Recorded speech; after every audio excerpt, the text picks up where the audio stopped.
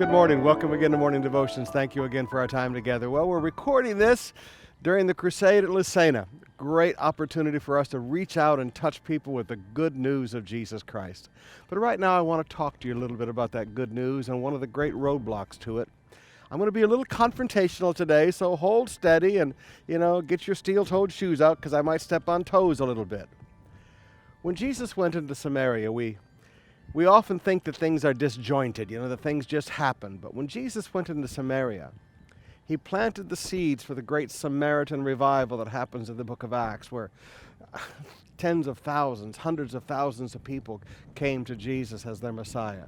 But the seeds were planted here. And sometimes when seeds are planted, you have to deal with issues. And Jesus had to deal with the issue of prejudice.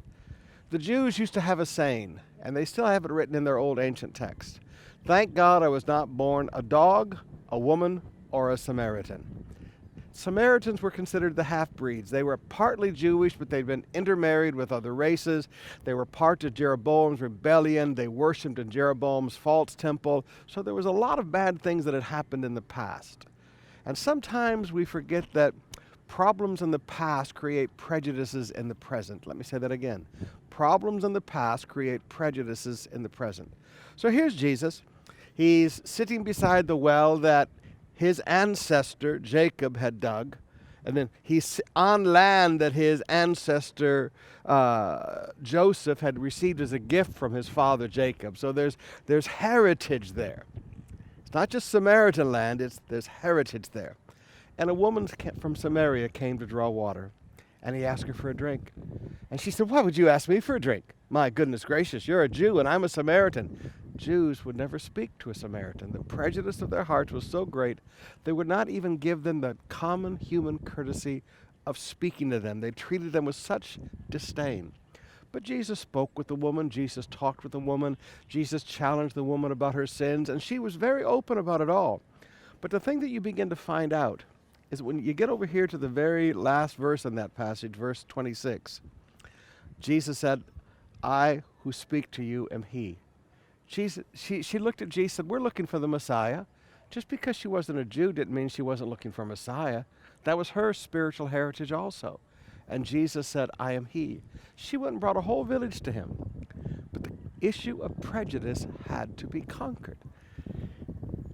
Jesus had to show this woman who felt prejudice that he accepted her.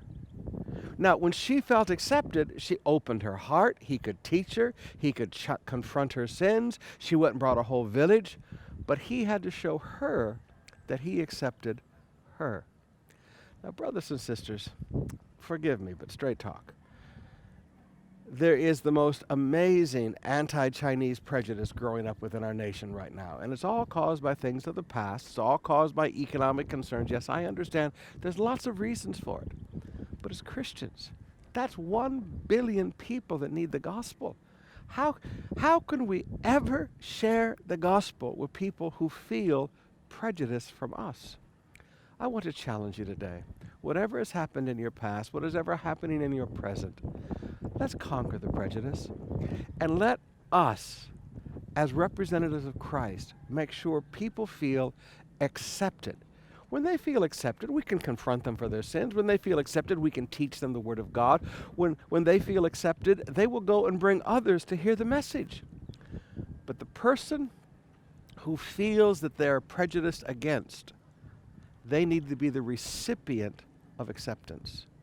Can you and I be the givers of acceptance?